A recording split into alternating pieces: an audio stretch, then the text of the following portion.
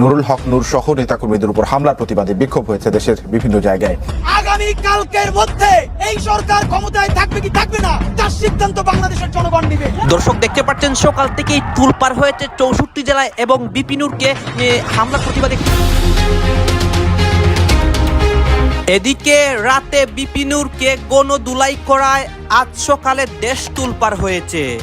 সবাই doctor ইউনূসকে ultimatum দিয়ে ধ্বংসলীলা করছে।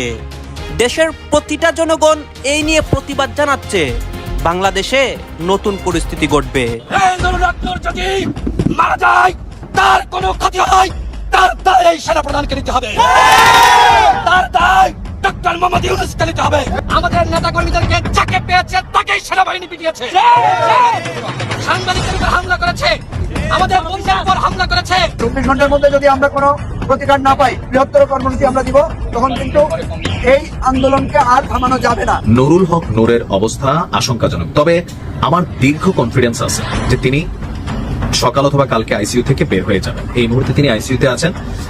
ডাক্তাররা বলছে যে তাকে নিবিড় পরিচর্যা কেন্দ্রে রাখা হয়েছে। মস্তিষ্কে রক্তক্ষরণের ইস্যু এখানে। যেখানে ফ্যাসিস্ট শেখ হাসিনার দোসর তাদেরকে গ্রেফতার করার কথা, গণ অধিকার পরিষদ এবং তার নেতৃত্বের উপরে হামলা, ন্যাক্কারজনক হামলা, এটার তীব্র নিন্দা এবং প্রতিবাদ আমরা জানিয়েছি আমাদের কেন্দ্রীয় সংগঠনের পক্ষ থেকে। আমরা দীর্ঘদিন ধরে বলছি সরকারের ভিতর সরকার রয়েছে।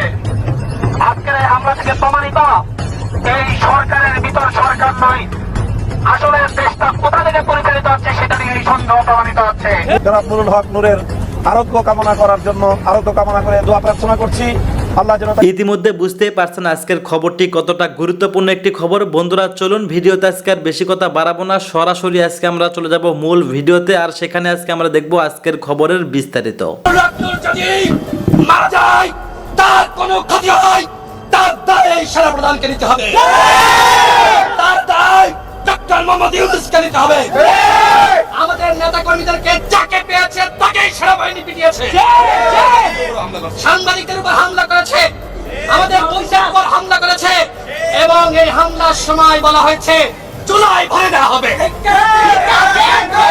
সেনাবাহিনীর সদস্যরা বলেছে সেনাবাহিনীর মধ্যে যারা আওয়ামী লীগের পেটে রয়েছে তাদেরকে চিহ্নিত করতে হবে। আমরা ডক্টর মোহাম্মদ ইউনূসকে বারবার বলেছি একটি প্রতিরক্ষা সংস্কার কমিশন গঠন করেন, কিন্তু আপনি উদ্যোগ নেননি। আজকে সেনাবাহিনীর মধ্যে আওয়ামী লীগের পেটরা, পুলিশের মধ্যে আওয়ামী লীগের পেটরা, র্যাবের মধ্যে আওয়ামী লীগের পেটরা, সচিবালয়ে আওয়ামী লীগের পেটরা। আজকে নুরুল হক নূর আইসিইউতে বাঁচবে কি মারা যাবে সেটির নিশ্চয়তা আমরা দিতে পারছি না। তার খিঁচানি উঠেছিল, ইসলামিক হাসপাতালে কাকরাইলে তাকে চিকিৎসা দিতে পারে নাই, যে কারণে আমরা তাকে ঢাকা মেডিকেলে এনেছি। এখানে অন্তর্বর্তীকালীন সরকারের আইন উপদেষ্টা নুরুল হক নূরকে দেখার জন্য এসেছেন। উত্তেজিত জনগণ তাকে নিয়ে স্লোগান দিচ্ছে, এটা খুব স্বাভাবিক। আমরা তার কাছে দাবি জানিয়েছি অবশ্যই সেনাবাহিনীর মধ্যে যারা আজকে হামলা চালিয়েছে, পুলিশের মধ্যে যারা হামলা চালিয়েছে তাদের বিরুদ্ধে ব্যবস্থা নিতে হবে। এই ঘটনার দায় নিয়ে আইজিবি এবং ডিএমপি কমিশনারকে পদত্যাগ করতে হবে। এবং যে ক্যাপ্টেন আজকে উপস্থিত ছিল, আমাদের নেতা কর্মীদেরকে বলা হয়েছে 10 মিনিট সময় দেওয়া হলো। আজকে সেনাবাহিনীর একটি মহল যারা আওয়ামী লীগের দোসর, পুলিশের একটি মহল যারা আওয়ামী লীগের দোসর, র্যাবের একটি মহল, এই সচিবদের একটি মহল, এমনকি অন্তর্বর্তীকালীন সরকারের উপদেষ্টাদের একটি মহল আজকে জাতীয় পার্টির উপর ভর করে আজকে আওয়ামী লীগকে ফিরিয়ে আনার চক্রান্ত করছে। আজকে হামলার মধ্য দিয়ে ফ্যাসিবাদ বিরোধী শক্তি আবার ঐক্যবদ্ধ হচ্ছে। আমি বিএনপি, জামায়াত, গণ অধিকার পরিষদ সহ ডাক্তার মাত্র আমাকে যেটি জানালো, ডাক্তার সাহেব ইনফরমেশন দিয়েছেন নুরুল হক নূরের মস্তিষ্কে রক্তক্ষরণ হচ্ছে। নুরুল হক নূর যদি মারা যায়, তার কোনো ক্ষতি হয়, তার দায় এই সেনা প্রধানকে নিতে হবে। তার দায় ডক্টর মোহাম্মদ ইউনূসকে নিতে হবে। আমরা স্পষ্ট হয়ে বলছি 24 ঘন্টার মধ্যে সেনা প্রধানকে বক্তব্য দিয়ে ক্লিয়ার করতে হবে তিনি এই ঘটনার নির্দেশনা দিয়েছেন কিনা। স্বরাষ্ট্র উপদেষ্টাকে ক্লিয়ার করতে হবে প্রধান উপদেষ্টাকে বক্তব্য স্পষ্ট করতে হবে। আজকে নুরুল হক নূর সহ আমাদের উপর যে হামলা হয়েছে, এই হামলার জন্য সরকারের কোন নির্দেশনা ছিল কিনা? আইন উপদেষ্টা তিনি নুরুল হক নূরকে দেখতে এসেছেন, তিনি আমাদের শিক্ষক, উস্কে দিয়ে এইভাবে পিটিয়ে আহত করেছে। তাদের বিরুদ্ধে কি সিদ্ধান্ত নেওয়া হবে যদি না নেন? আগামী কালকের মধ্যে এই সরকার ক্ষমতায় থাকবে কি থাকবে না তার সিদ্ধান্ত বাংলাদেশের জনগণ নিবে। আওয়ামী লীগকে অথবা আওয়ামী লীগের কোন বিটিং সিটিংরে ক্ষমতায় রাখার আর কোন দায়বদ্ধতা আমাদের নাই। মানে আসলে বলবারই ভাষা নাই। নুরুল হক নূর তো মানে যে কেউ না, মানে এর মানে যে কাউকেই এভাবে পেটানো যাবে এইটা কোনো কথা না। আমরা সবাই বারবার নুরুল হক নূরের ভিডিওটা দেখছি, কিন্তু এইখানের ইমার্জেন্সিতে ইসলামী ব্যাংক হসপিটাল কাকরাইলে অন্তত 50 জনের অধিক প্রচন্ড অসুস্থতা নিয়ে ওখানে আছেন। তা আমরা আসলে নির্বাচনের ট্রেন দেশে ছেড়ে দিয়েছে।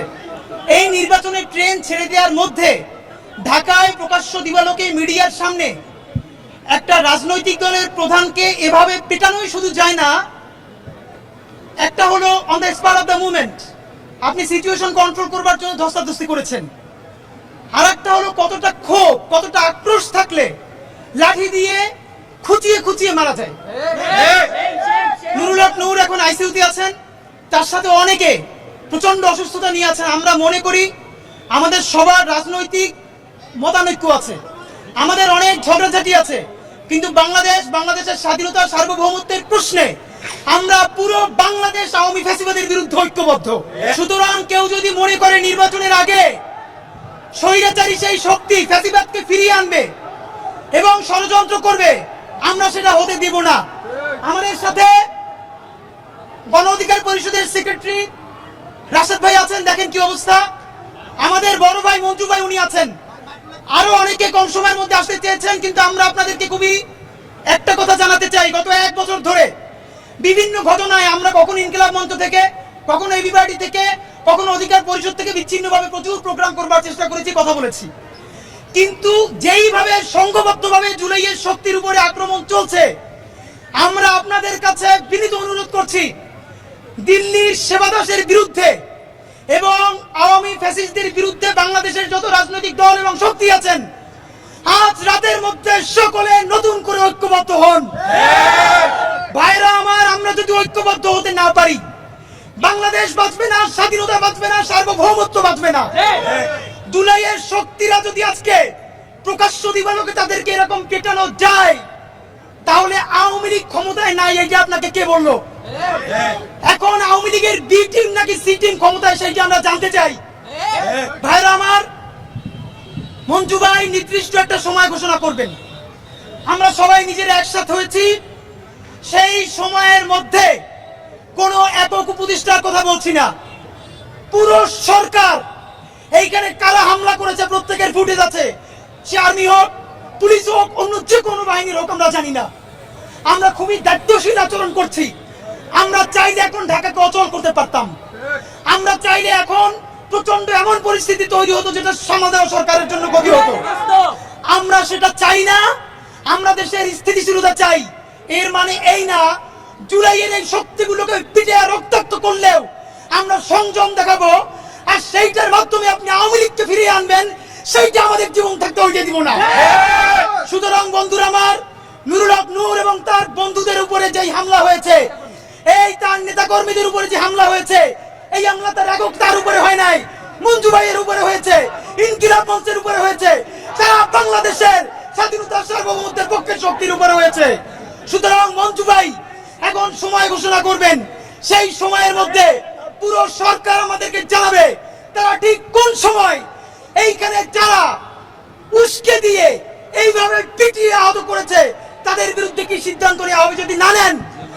আগামী কালকের মধ্যে এই সরকার ক্ষমতায় থাকবে কি থাকবে না তার সিদ্ধান্ত বাংলাদেশের জনগণ নিবে। পৃথিবীটা যদি নাটকের ক্ষেত্র হয়, সেটার সদর দপ্তর নিঃসন্দেহে বাংলাদেশ। একটা দিন মানে নাটক ছাড়া আমরা কেউ মনে হয় না ঘুমাতে পেরেছি। আমরা যারা দেশের বাইরে থাকি, যারা দেশে থাকেন, প্রত্যেকে নাটক দেখতে দেখতে দেখতে দেখতে বিরক্ত, ক্ষুব্ধ, অনেকটা হতাশাগ্রস্ত। নুরুল হক নূরের যে গণ অধিকার পরিষদের একাংশ, তার যে সহকারী নেতা বা সহযোগী রাশেদ, এমডি রাশেদ খান, এই লম্পট রাশেদ খান, এই টুকাই রাশেদ খান, এই বিকাশ রাশেদ খান, এই রাশেদে পিটিয়ে হাড্ডি ভেঙে দিয়েছে জাতীয় পার্টি। বিকাশ রাশেদকে মেরেছে জাতীয় পার্টির নেতাকর্মীরা, কিন্তু বিকাশ নূরকে মেরেছে যৌথ বাহিনী। পুলিশ এবং সেনাবাহিনী সম্মিলিতভাবে জাতীয় পার্টির অফিসে হামলা চালানোর অপরাধে মাইরা একদম আধমরা বানিয়ে ফেলেছে। যেই মার তাকে গত 15 বছরে স্বৈরাচার মারে নাই, আজকে সেই মার খেয়েছে সেনাবাহিনী এবং পুলিশের হাতে। যে তথ্য পেলাম, সাংবাদিক ইলিয়াস নাকি উস্কানি দিয়ে নূরকে মার খাইয়েছে। বিগত সরকারের শাসনামলে জাতীয় পার্টি তাদের সহচর ছিল, তাদের অনুসারী ছিল, কিংবা তাদের সাথে একটা সখ্যতা ছিল, তারা 14 দলীয় জোটের অংশ ছিল, কিংবা স্বৈরাচারকে বাংলাদেশে স্বৈরাচার হিসেবে সুপ্রতিষ্ঠিত হওয়ার জন্য জাতীয় পার্টির বিশাল একটা ভূমিকা ছিল, সেটা তারা বলেছে। সেটা একদিকে বিগত সময়ে জাতীয় পার্টির কেন্দ্রীয় কার্যালয় ভেঙে ফেলা হয়েছে, আগুন জ্বালিয়ে দেওয়া হয়েছে। ফের আজকে গণ অধিকার পরিষদ, 14 দিন হলো যে দলের জন্ম, যে দলের এখন পর্যন্ত কোনো লোকবল নাই, সেই দল জাতীয় পার্টির মতো একটা বৃহৎ দলকে চ্যালেঞ্জ জানায় প্রতি মুহূর্তে। তারা তাদেরকে হামলা করে, জাতীয় পার্টির কেন্দ্রীয় কার্যালয় অভিমুখে লং মার্চ করে। যাই হোক, আজকে জাতীয় পার্টি এবং গণ অধিকার পরিষদের মধ্যকার একটা ঝামেলা হয়েছে। এই ঝামেলার প্রেক্ষিতে গণ অধিকার পরিষদ মশাল মিছিল করেছে। রাশেদ খান এই দুই পক্ষের ধাওয়া পাল্টা ধাওয়া এবং ইট পাটকেল ছোড়ার মধ্যে সে শীর্ষস্থানের নেতা, তো সামনে থেকে দাঁড়িয়ে নেতৃত্ব দেওয়ার চেষ্টা করেছিল, তাকে বেধড়ক উদম কেলিয়েছে জাতীয় পার্টির নেতাকর্মীরা। সে ফেসবুকে কেলানি খাওয়ার পর একটা স্ট্যাটাস দিয়েছে, জাতীয় পার্টি ও আওয়ামী লীগের সন্ত্রাসীদের অতর্কিত হামলায় আহত রাশেদ খান সহ নেতৃবৃন্দ। এবং এরপর গণ অধিকার পরিষদের যে মূল নেতা নুরুল হক নূর ফকিরের ছেলে স্ট্যাটাস দিয়েছে, গণ অধিকার পরিষদের শান্তিপূর্ণ মিছিলে পেছন থেকে জাপা ও লীগের সন্ত্রাসীদের হামলার প্রতিবাদে 7:30 মিনিটে সংবাদ সম্মেলন এবং মশাল মিছিল। আমি ফকিরদের মার খাওয়া এটা নিয়ে আমি ভিডিও বানাতাম না, কিন্তু এখানে একটা প্রসঙ্গ তারা টেনে এনেছে, সেটা নিয়ে কথা বলতে হবে। বাংলাদেশ আওয়ামী লীগ এই 1 বছরে আওয়ামী লীগের প্রত্যেকটা পর্যায়ের নেতাকর্মীদেরকে গ্রেফতার করা হয়েছে। জেল জুলুম, সব ধরনের অত্যাচার, নির্যাতন, নিপীড়ন তাদের উপর চলেছে। আওয়ামী লীগ কার্যত অপ্রাসঙ্গিক করে ফেলেছে। আওয়ামী লীগের কোন নেতা কর্মী কিংবা সমর্থকরা রাস্তায় দাঁড়িয়ে আওয়ামী লীগ উচ্চারণ করতে পারে না। তাহলে এই যে কথায় কথায় আওয়ামী লীগ ট্যাগ দেওয়া, 3 মিনিট বক্তব্য দিলে 2.5 মিনিট আওয়ামী লীগকে গালমন্দ করা, এই যে কথায় কথায় আওয়ামী বিরোধী মনোভাব পোষণ করা, এই যে আওয়ামী লীগ এটা করেছে, আওয়ামী লীগ ওইটা করেছে, আওয়ামী লীগ এইটা ছিঁড়েছে, আওয়ামী লীগ ওইটা ছিঁড়েছে। তোরাই বলতেছিস আওয়ামী লীগ বাংলাদেশে নাই, সবাই দিল্লিতে শেখ হাসিনার সাথে পালিয়ে গেছে। তাহলে তোদেরকে হামলা করেছে জাতীয় পার্টি, সেখানে আওয়ামী লীগ কেন তোরা দেখিস? তার মানে স্বপ্নের মধ্যে তোদের বউদেরকে লাগিয়ে যায় আওয়ামী লীগের নেতারা। তোদের বউরা যে প্রেগনেন্ট হয় সেটাও আওয়ামী লীগের নেতাদের দায়। এখন তোদের যে আচার আচরণ, তোদের যে অঙ্গভঙ্গি, তোদের যে কথা বলার ধাঁচ ধরন, সবকিছু দেখার পর এটা বলতে বাধ্য হচ্ছি, তোদের প্রত্যেকটা বিষয় যেহেতু আওয়ামী লীগ জড়িত, তার মানে তোদের বউরা যে প্রেগনেন্ট হয়, তোরা তোদের বউকে লাগিয়ে প্রেগনেন্ট করতে পারিস না। তোদের বউকে লাগিয়ে প্রেগনেন্ট করে দেয় ছাত্রলীগ যুবলীগের নেতাকর্মীরা। না হলে কোথায় কোথায় কেন তোরা আওয়ামী লীগকে খুঁজিস? আওয়ামী লীগ নাই, আওয়ামী লীগ দেশে অপ্রাসঙ্গিক। আওয়ামী লীগের কোন নেতাকর্মী দাঁড়াইতে পারতেছে না রাস্তায়। তারা কিভাবে এই জাতীয় পার্টির সাথে সম্মিলিত ভাবে তাদের উপর হামলা চালাবে? এ ধরনের গাঁজাখড়ি চিন্তা ভাবনা বাদ দিয়ে নিজের রাজনীতি ঠিকঠাক মতো কর, অন্যথায় বাংলাদেশের মানুষ যেদিন ধরবে।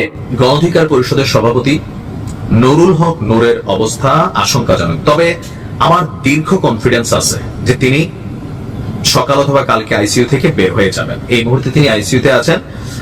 ডাক্তাররা বলছে যে তাকে নিবিড় পরিচর্যা কেন্দ্রে রাখা হয়েছে। মস্তিষ্কে রক্তক্ষরণের ইস্যু। এখানে আমরা যে খবরটা পাইলাম রাত 12টায় ঢাকা মেডিকেল কলেজ হাসপাতালের 1 স্টপ ইমার্জেন্সি সেন্টার থেকে তাকে আইসিইউতে নেওয়া হয়। 9 নম্বর বেডে চিকিৎসাধীন আছেন। এখন একজন চিকিৎসক বলছেন যে আহত নুরুল হক নূর ওসিসির 1 নম্বর বেডে চিকিৎসাধীন ছিলেন। তার নাকে এবং চোখে আঘাতের চিহ্ন রয়েছে। তার অবস্থা আশঙ্কাজনক হওয়ায় আইসিইউতে রেফার করা হয়েছে। বর্তমানে তিনি আইসিইউর 9 নম্বর বেডে চিকিৎসাধীন আছেন। 48 ঘন্টা না গেলে তার ব্যাপারে কিছু বলা যাবে না। তো বিভিন্ন গণমাধ্যমে বিভিন্ন ধরনের বক্তব্য আমরা দেখতে পাচ্ছি। আর অপরদিকে আজকে সারা রাত যাবত আমরা দেখেছি বিভিন্ন রাজনৈতিক দলের যারা নেতৃত্ব আছেন, সরকারের বিভিন্ন যারা উচ্চ পর্যায়ের নেতারা আছেন, তারাও কিন্তু আসছেন এবং কি এটা নিয়ে যার যার মতন করে এখানে বক্তব্য দিচ্ছেন। আর পাশাপাশি এই ঘটনায় জিএম কাদের সহ অনেকের বিরুদ্ধে গ্রেপ্তারি পরোয়ানার দাবির জন্য আপনার এক ধরনের পরিস্থিতি এখানে আমরা দেখছি তৈরি হচ্ছে। পাশাপাশি জাতীয় পার্টির রাজনীতি নিষিদ্ধ করণীয়, যে আওয়ামী লীগ জাতীয় পার্টির উপর ভর করে রাজনীতিতে কামব্যাক করতেছে। কারণ জাতীয় পার্টি যে অ্যাকশনটা দেখাইছে, এই জাতীয় পার্টি আসলে বাংলাদেশ চিন্তা তো সেই জায়গা থেকে অনেকে ভাবে যে না, এই জাতীয় পার্টি তো ছিল মাইটটা সাপ, আমাদের এলাকায় মাইটটা সাপ বলে, আপনাদের এলাকায় কি সাপ বলে জানি না, যে এটা শুয়ে থাকে, এটার আপনি উষ্টা মারলো এটা কিছু বলে না, এটার আপনি গুতা দিল এটা লড়ে না, এক সাইড হয়ে কাইট হয়ে পড়ে থাকে। তো সেই জাতীয় পার্টি এখন মানে ফানুক সাপের মতো ফুস করে, ইভেন অ্যাকশন করে, মারে, দৌড়ায়, ককটেল ফাটায়, পিটায়, এই মাথা থেকে ওই মাথা নেয়। তখন অনেকেরই ধারণা যে জাতীয় পার্টির নেতাকর্মীদের ভিতরে এখানে বেসিক্যালি আপনার আওয়ামী লীগের নেতাকর্মীরা ঢুকে গেছে। সো আওয়ামী লীগের ফেরার যে রাস্তা, জাতীয় পার্টি হতে পারে তাদের গ্রিন সিগন্যাল হয়ে যে আগামী নির্বাচনে জাতীয় পার্টি যদি ভোটে যায়, তাহলে জাতীয় পার্টি আওয়ামী লীগের ভোটগুলো যদি পাওয়া যায়, তাহলে সরকারে যে বিরোধী দলটা তৈরি হবে আমাদের পার্লামেন্টে, সেটা হয়ে বসতে পারে জাতীয় পার্টি। আর যদি সেটা হয়, তাহলে যদি বাংলাদেশ অনেকগুলো আসন টাসন পাওয়া যায়, ভোট পেলে তো আসন পাবে, আওয়ামী লীগের ভোটগুলো যদি জাতীয় পার্টির ঘাড়ে চাইপা বসে বা নিতে পারে, স্বাভাবিক বাংলাদেশের জাতীয় পার্টি ইতিহাসের আমি জানি না যে মানে দলটা তৈরির পরে এত ভোট পাইছে কিনা বা এত আসন পাইছে কিনা, এরকম একটা সমীকরণ বদলাইতে পারে, যার কারণে অনেকেই কিন্তু জাতীয় পার্টির রাজনীতিকে নিষিদ্ধ করার পক্ষে। যদিও আইন আদালত সরকারের শেষ পর্যায়ে এসেও এই ধরনের কোনো পদক্ষেপ নেওয়া হয়নি। তো গণ অধিকার পরিষদের নেতারা যেভাবে জিএম কাদের ঠ্যাং ভাঙার কথা বলছিলেন, উল্টা এখন দেখেন বিপিনুর ভাই নিজেই নাক মুখ ভাঙা আইসিইউতে আছেন। এই যে জিএম কাদের ঠ্যাং ভাঙ থেকে নিজের নাক মুখ ভেঙে যাচ্ছে, এই যে ট্রান্সফরমেশনটা, এটা কিভাবে হচ্ছে, কারা করছে? বিপিনুরকে যে মারছে, আমি দেখছি যে একটা ফুটেজ, এটা কি এআই না অরিজিনাল জানি না, লাল পোশাক পরা একজন ব্যক্তি একদম পিছনে আইসা ভাই। ধন্যবাদ প্রিয় দর্শকবৃন্দ, আমাদের ফুল ভিডিওটি দেখার জন্য আপনাকে জানাই অসংখ্য অসংখ্য ধন্যবাদ। তো বন্ধুরা, আজকের এই নিউজটি দেখে আপনাদের কি মতামত অবশ্যই কমেন্ট বক্সে কমেন্ট করতে ভুলবেন না। আর হ্যাঁ, এমন নিত্য নতুন আপডেট খবর সবার আগে পেতে চাইলে এখনই আমাদের এই পিচ্চি সাকিব ইউটিউব চ্যানেলটি সাবস্ক্রাইব করুন। ধন্যবাদ।